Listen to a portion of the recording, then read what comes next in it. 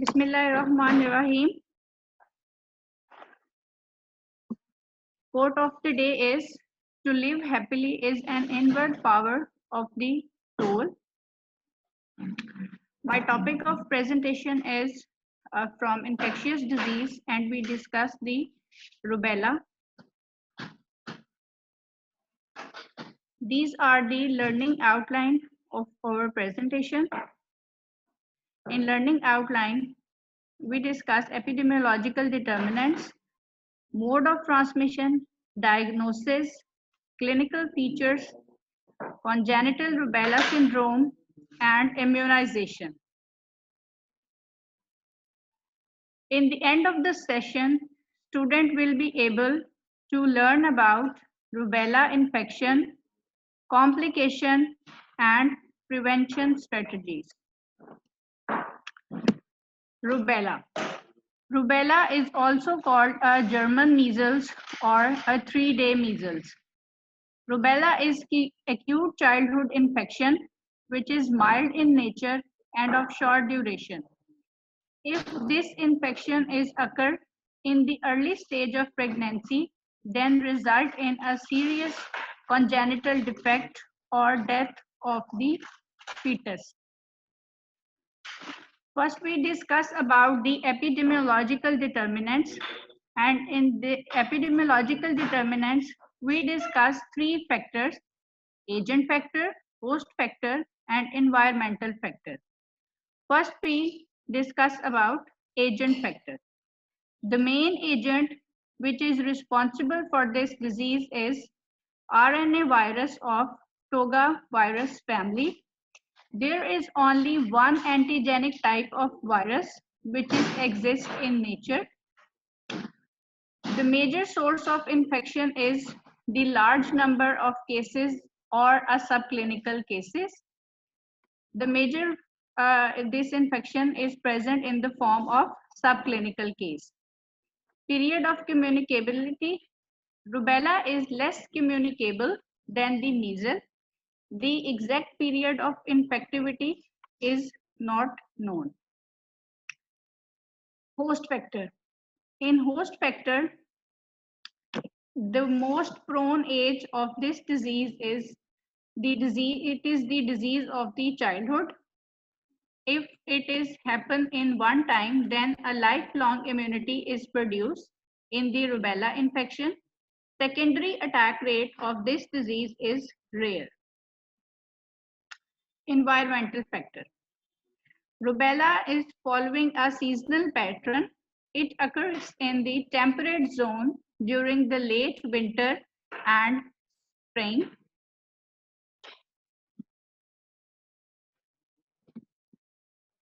What are the reservoir and source of infection of this disease? The main reservoir of this disease is man in the form of cases or in the form of carrier or subclinical. The major source of infection of this disease is a nasopharyngeal secretion of infected person. What is the mode of transmission of this disease? There are basically 3 modes of transmission by which this disease is transmitted. First one is it's transmitted from person to person by a droplet nuclei. The portal of entry is a respiratory tract, mainly upper respiratory tract. And this also show a vertical transmission. It is spread from mother to developing fetus. The incubation period of this disease is 2 to 3 weeks, and approximately it averages about 18 days. These are the clinical features of rubella. This disease show a mild illness and low-grade fever. There is a rash which is first appear on the face, neck, and then it spread over the whole body. The rash is mainly remaining only 3 days. 3 days, and there is a post-auricular and Occipital and cervical lymphadenopathy is a classical clinical feature of rubella, German measles. How we diagnose this disease? There are two methods from which we diagnose this disease. Number one is a virus isolation, and then we perform a serological test. In virus isolation, we take a throat swab and then culture it for the virus isolation, and in serological test, we perform human heme agglutination, antigen test, and ELISA test and radioimmune assay. These two tests are more sensitive, ELISA test and radio sensitive. These are the antibody titer of rubella infection. There are two types of antibodies, IgM and IgG. IgM detectable a few days after the infection. Peak level is in 7 to 10 days, and IgM disappear in 4 to 5 days. Then IgG appear, which remains in 7 to 21 days, and IgG, it remains for a life and it is a protective. IgM show a recent infection, and IgG show the person develop a immunity. These are the complications of rubella: arthralgia, thrombocytopenia, encephalitis, neuritis, and orchitis. These are the percentages, these are the risks of developing these type of complications. Arthralgia is present in children are rare, but in adult female, if rubella is occurred, then there is a 70% of the chance to get arthralgia. Thrombocytopenic purpura is present in 1 out of 3,000 cases. Encephalitis is present in 1 out of 5,000 cases, and neuritis and orchitis are rare complication of this disease. Now we discuss the congenital rubella syndrome. Congenital rubella syndrome, basically a congenital defect which is present in the developing fetus from their infected mother. There is a great increase of risk in first trimester of this disease. If the mother is acquired rubella infection before conception, then there is a 43% risk of developing congenital rubella syndrome. In first trimester, this risk is greater from all from all trimester, and the risk is 81%. And in second trimester, if the rubella infection is occurred, then there is a risk of developing congenital malformation is 54%. These are the clinical features of congenital rubella syndrome. There are three classical triad of rubella is cataract, cardiac abnormalities, and deafness. And other manifestations include growth retardation, rash, hepatosplenomegaly, jaundice, meningoencephalitis, CNS defect lead to moderate to profound mental retardation.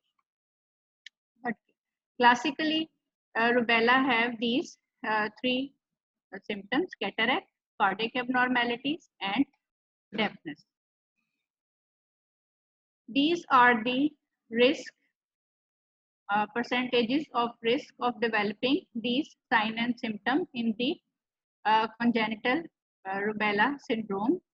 The main risk is sensorineural deafness, which is 60 to 75%, and in the eyes, the development of cataract is 10 to 25%, and heart abnormalities are 10 to 20%, and neurological, in which microcephaly is most common, there is only 10 to 20% risk of developing the microcephaly.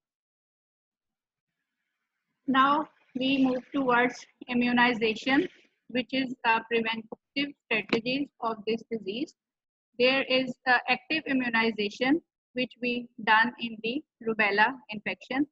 Single dose give 95% long-lasting immunity. The immunization give as a single dose or as a part of MMR vaccine. This is the EPI schedule of immunization in Pakistan, but in Pakistan there is no practice of given MMR, only measles, which is given in the 9 months and 15 months.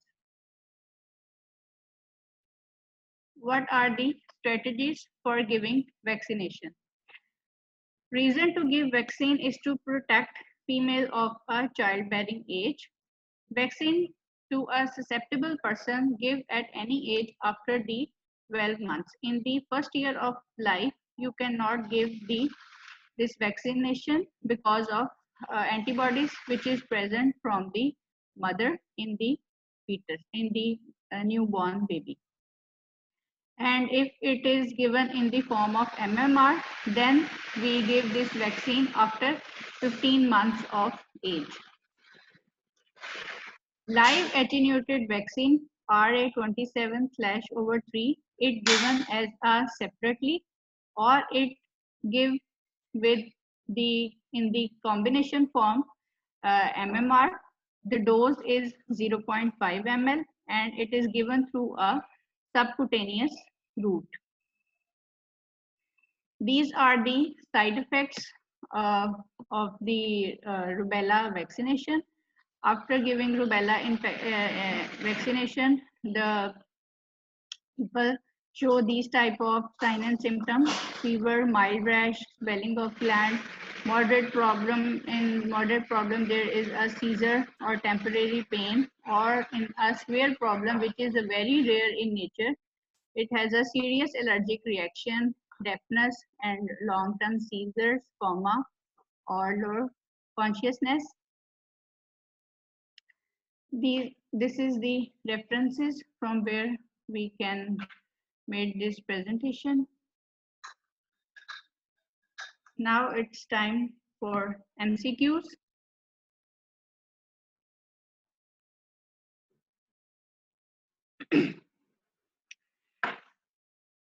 Which statement is not correct in respect of rubella?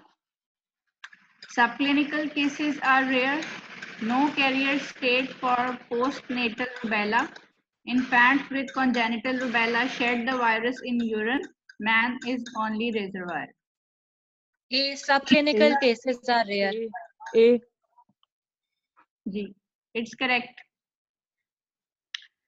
Post-auricular, occipital, and posterior cervical lymphadenopathy is classical example of chickenpox. Rubella. Rubella. Rubella. Rubella. Correct answer. Classical triad of congenital rubella syndrome include all Beta. except B. Beta. the correct hydrocephalus. Risk of congenital malformation in pregnancy is maximum in Second beta. B. 80%. Less than 12 weeks. Less than 12 weeks. It's B. Correct answer. 81%. Which of the following is not true in respect of RA27/3 vaccine? It produces high antibody titers. Single dose give long-term immunity. Correct answer. Does not prevent subclinical infection. Vaccine contraindicated in pregnancy. Rubella, typhoid, Rubella. A. Rubella. Correct.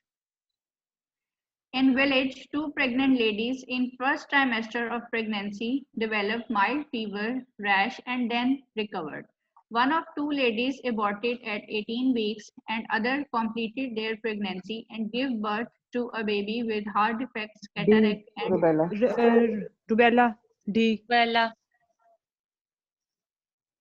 Number 8. Rubella virus infection is rare cause of disease today because of the effectiveness of D. D. MMR. MMR. Laboratory test is used to assist the diagnosis of crunt rubella infection. B. ELISA test IgM. or B. B. B. IgM. B. Which of the following medication should be avoided in children with rubella? Naproxen. C. Aspirin. Aspirin. Correct answer. This is the key of all these MCQs. Thank you for listening. Okay, thank you very much, Dr. Naila, for a good presentation. Please let me know about few important things. Number first is you have said that it is 81% chances of getting the rubella syndrome if women or who has the pregnancy got infected with rubella in the first trimester. What is the reason behind it?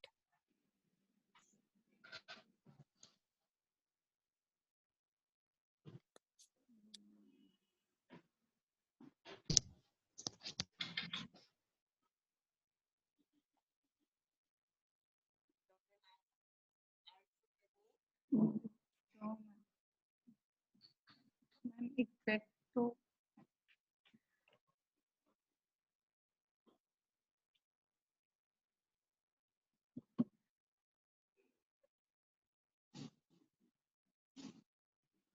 Because first trimester are more prone to get infection. Because in first trimester, we all As know. well as when female fetus development is going on in first Very nice, trimester. Dr. Sadia is right. Because, Dr. Sadia, please elaborate your answer. Yes, thank you, please. The reason is this is first trimester, there is a conception and there is the development of the fetus, all the main organs are being developed. And if all the from the cell division is going on, cell multiplication is going on, and if the mother carries infection in the first trimester, it leads in that time it leads to the malformation, multiple malformation. Okay, And very later nice. on, the During the baby in first the later trimester, trimester just we know that organogenesis is a very important phase that occurs in the first trimester. So if a pregnant lady gets rubella virus, or it is also called German measles, then she may have that organogenesis is going in her uterus. And this virus may affect this organogenesis phase and leads to the developmental abnormalities in the fetus. And the resultant may be the Rubella syndrome. Congenital Rubella syndrome is also known as the triad because it has three important components. May I ask anybody in the class what is the triad of congenital rubella syndrome? The microscopic Madam, it is cataract, deafness, cataract, and period, cardiac genital heart abnormalities. defect. Okay, thank you, Kansa. You are right. And the important systems that get damage due to the rubella in a growing fetus includes the important systems that may get damaged due to rubella in a growing fetus include Ear, anybody eyes, from the ear, eyes, Eye, ear, and brain, heart. eyes, brain, heart में PDA हो सकता है. The classic triad between eyes, ears, and heart. Cardiac abnormalities, deafness, and cataract. it is CNS. As I have asked for the system, can you also elaborate in the eyes, ears, and throat that are mostly affected while a person is in the first trimester of his or her life. Okay. The next important question is from Dr. Naila that she has shown in EPI that measles vaccine is there. However, WHO has recommended the rubella vaccine in many communities. Why do you think that EPI program in Pakistan is deficient?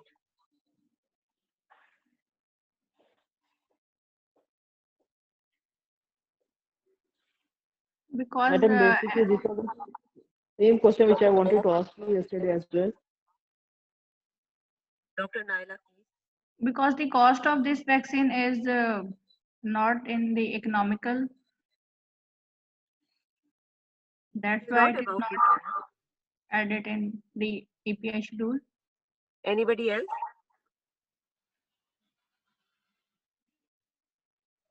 No idea, ma'am. Dr. Sadia, do you want to comment? Ma'am, actually, I was asking this question yesterday as well because it's not clear to me why it's not been in the schedule. Okay.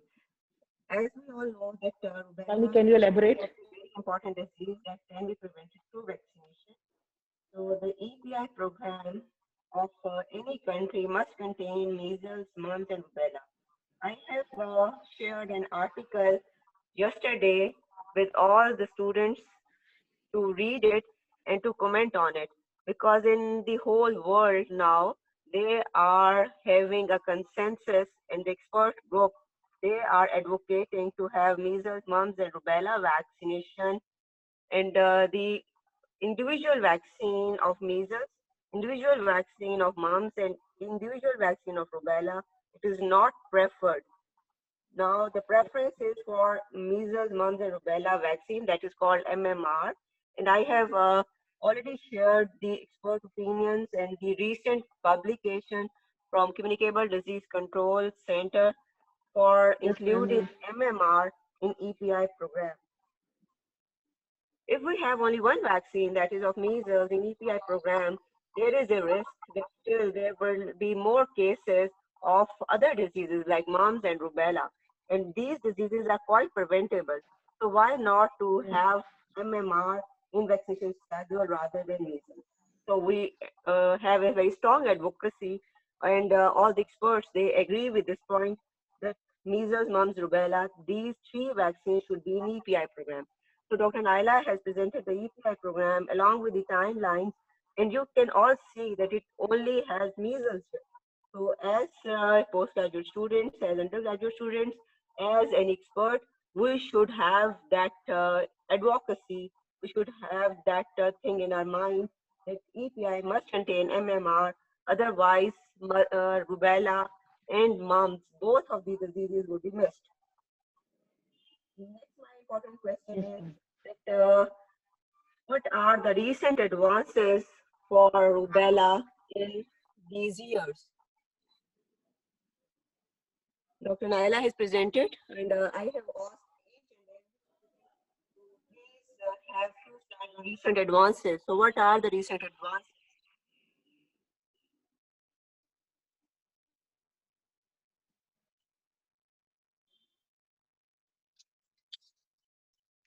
In recent advances, many countries achieve a goal towards the nearer the achieving a goal towards the elimination of both these diseases, measles and rubella. And America is successful in the elimination of measles and rubella. Okay. Do you think that rubella infection in pregnancy is more hazardous than rubella vaccination? And if all these strategies for prevention are there, am I right?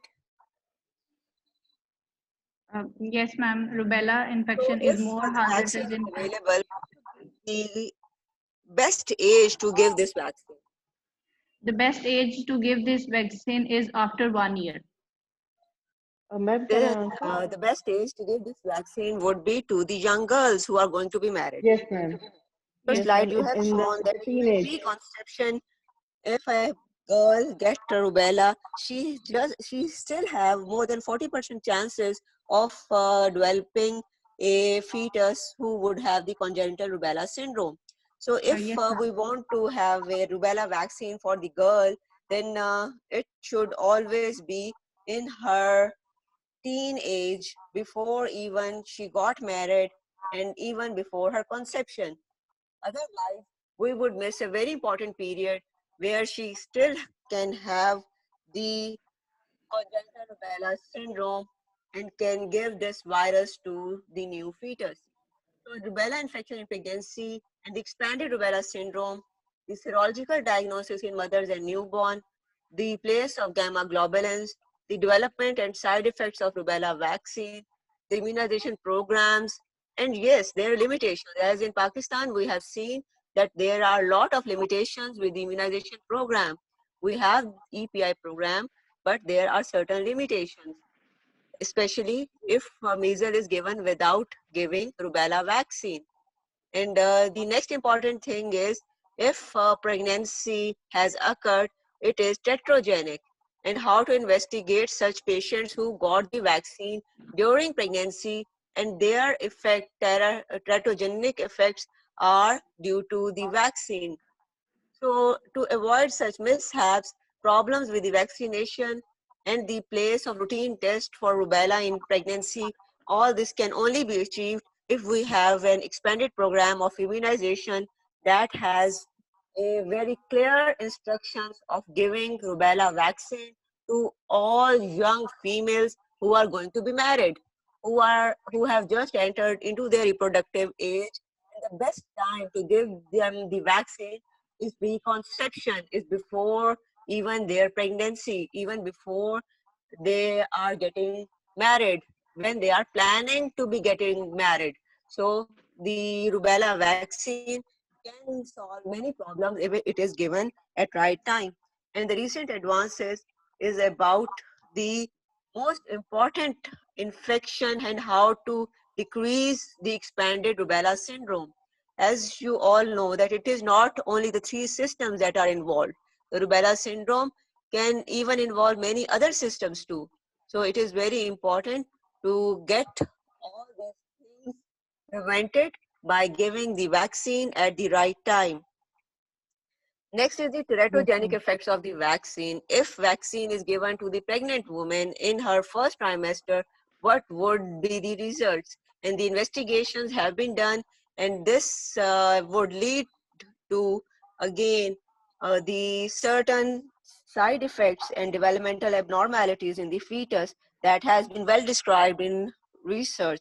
So these researches, they all show that the right time for immunization, right time for vaccination, and the right time for getting the people having advocacy for rubella vaccine.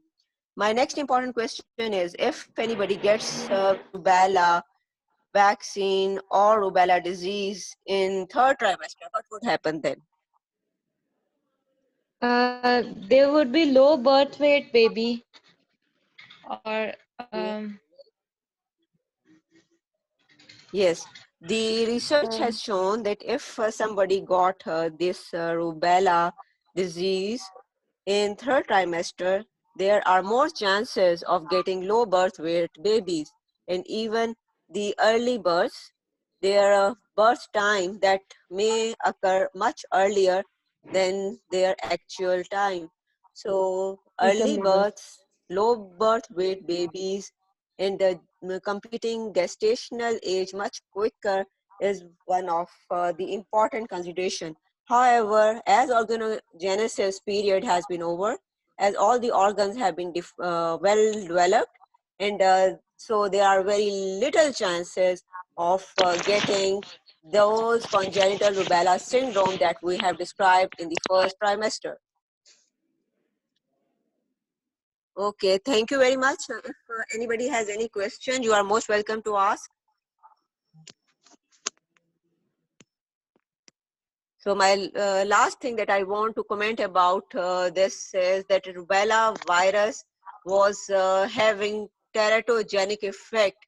It was discovered in 1940s. So this virus has been understood in much detail rather than other cases. There are many atypical cases that have also been reported. So this vaccination is one of the very important preventive strategy against rubella because its complications are so many, and especially in our community. It is not rare in our community. We are still facing this challenge. So our epidemiology and our cultural context and our prospects for control of congenital rubella syndrome, all these have made us a very strong advocate of having the vaccination for rubella for young girls before they get pregnant. in their early teens, in when they are going to be married, etc. The next important thing that I want to emphasize is whenever we have that concept of equitable distribution, again, rubella vaccine should be given more to the young females, because the young females, they are going to have pregnancies and they are going to have that syndrome if they are infected by rubella virus during their pregnancy. So the equitable distribution of the vaccine, again, that is very important point. I would stop here. If you have any question, you may ask. Yes, ma'am, just wanted to add one thing more. In private sector, they Yes, have please. started rubella vaccination of the young teenage girls. It's available and many young girls are already taking this vaccination of rubella.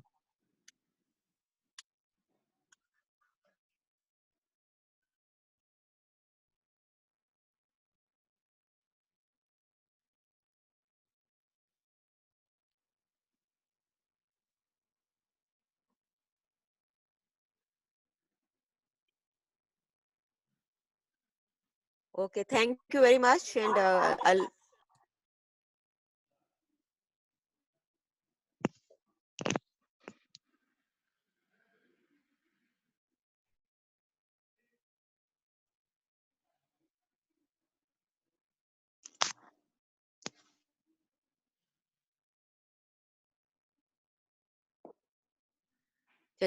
Allah Hafiz. Goodbye.